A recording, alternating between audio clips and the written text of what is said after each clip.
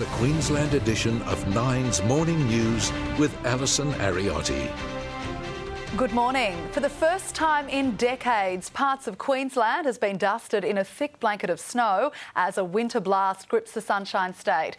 Phil Wilmington is shivering in Stanthorpe for us. Phil, locals have certainly been making the most of a rare sight. They certainly are, Alison, and they still are. You can see them here making the most of the remnants of the snow, but they woke this morning to a remarkable, stunning winter wonderland, all of the people here in Stanthorpe, and they went out and they played hard. I mean, Queenslanders don't get much practice at snowball flights, but they're pretty handy, I've got to say, and they made some snowmen, and they were not at all abominable. I don't know how you say that. But in terms of other things here, I mean, there were just some extraordinary sights where I think it was the high school principal actually showed his kids how to ski to school. Things like this that you just don't think you're going to see in Queensland. Well, you saw them here in Stanthorpe this morning, and other places not far from here, like Yuki, they copped a bit of snow as well. It really was just a white winter wonderland, a real gift from nature, but it was like an early Christmas for the kids. We caught up with a few of the people who are out and about this morning. Here's what they had to say. It's been about 30 years since we've... People, he says, who look up to him, and that is to keep the music down. This time, he has learnt from his mistake. There's shock and fresh distress for the families of the victims of the MH17 tragedy on the first anniversary of the shooting down of the flight over Ukraine. New video from the crash scene allegedly shows Russian-backed rebels ransacking the luggage of passengers and crew, including one of the Australian victims. They also appear to express dismay on discovering it was a commercial plane and not a Ukrainian fighter jet. It is sickening to watch, and 12 months on from the downing of MH17, it's deeply concerning that this footage has emerged now. All 298 passengers and crew on board the Malaysia Airlines flight died, including 38 Australian citizens and residents. This all comes as a national memorial service is underway at Parliament House in Canberra, attended by many of the families of the Australian victims. Lauren Ginoli is in Canberra for us. Lauren, a very important day. Yeah, it is, Ali, an incredibly difficult one too. Speaking to one of the men who lost his mum, he can't believe it's already been 12 months, but at the same time he says that time has gone incredibly slowly. About 200 family members have gathered here at Parliament today, all to honour their fathers, their brothers, mothers, sisters, grandparents and friends. It started in what's called the Eastern Formal Gardens here, where the Prime Minister unveiled a plaque with the names of those who called Australia home. This plaque's actually been built on soil from the crash site. It was brought back to Australia by one of the federal police who was one of the first on the ground after the crash 12 months ago. Tony Abbott called the crash site a sacred place that was in stark contrast to the savagery that brought it down. You have had the worst years of your life.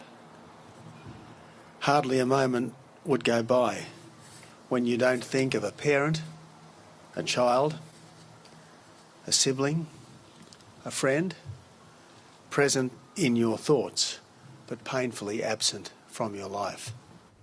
At the moment, Ali, a ceremony is being held in the Great Hall at Parliament House here. You can see loved ones placing flowers in a wreath that's been erected at the front of the hall there.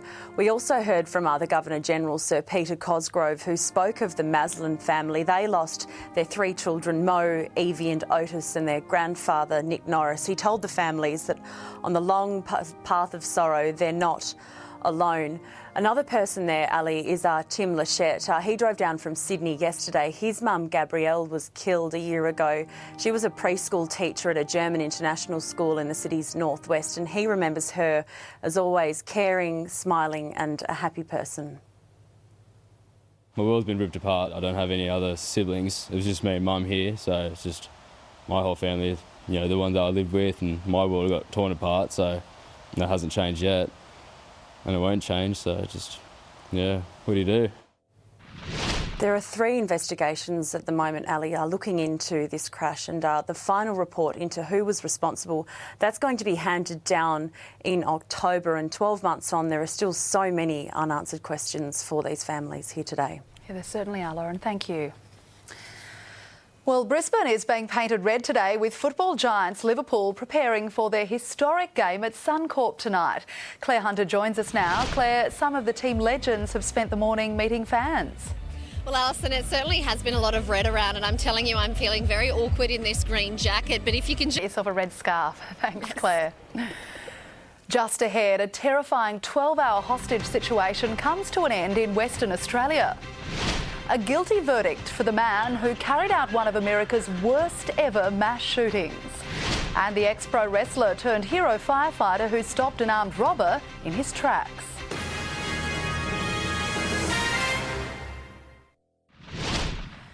A tense siege where a man allegedly took another hostage for more than 12 hours has finally come to an end.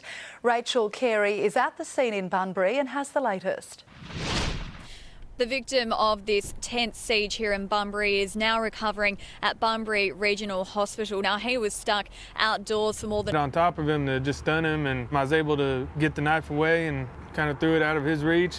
The cashier calling 911, kicking the knife even further out of the way. Redhead with a red jacket on. They got him on the ground. Bearded now facing aggravated robbery charges, and thanks to Gaskey's quick thinking, no one was injured in the attack. You don't do this for fame or fortune or anything like that. You know, it's the right thing to do.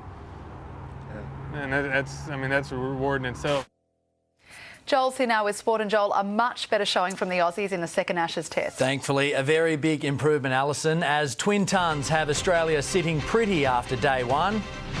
Plus, Manly's battle to keep their finals chances alive. And a Queenslander off to a great start at St Andrews.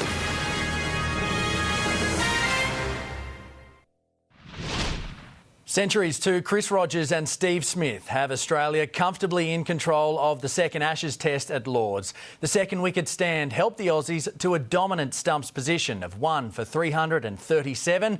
Corey Norris was there for all the action. Well, what a fantastic day for Australia. Michael Clarke won the toss and elected to bat. Alison, not unlike the conditions outside, really. Hopefully those winds disappear in time for the big game at Suncorp tonight. Well, I'm sure the Liverpool players will be just loving it, Joel. Thanks. All right, up next, I'll have a check of the latest finance figures and this morning's weather details. Night after night, your number one news is Queensland's most complete news hour. The hour that delivers more news from your backyard. Night after night, Queensland is watching the number one news hour with Andrew Lofthouse and Melissa Downs on 9 News.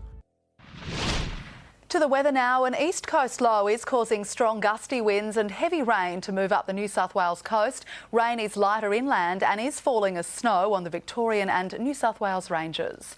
Around the country today, cool temperatures continue. Brisbane 16 and windy, Sydney just 13, rain easing, a chilly top of 12 in Melbourne.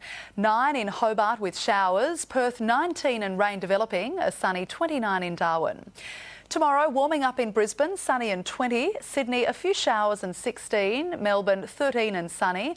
Adelaide, 14, partly cloudy. Canberra, morning frost and 12 degrees. 21 in Perth. A sunny day in Darwin and 29. And looking ahead, the weekend's mostly fine in Brisbane. Only 20% chance of a shower on Sunday. The chance of showers will pick up on Monday right through until Thursday. The nights, however, will get a little warmer from Sunday. Taking a quick look at finance, and the stock market has opened slightly lower. Right now, the All Ords is down 13 points. Our dollar is slightly stronger. It's buying just over 74 US cents. The average price for unleaded petrol in Brisbane is $1.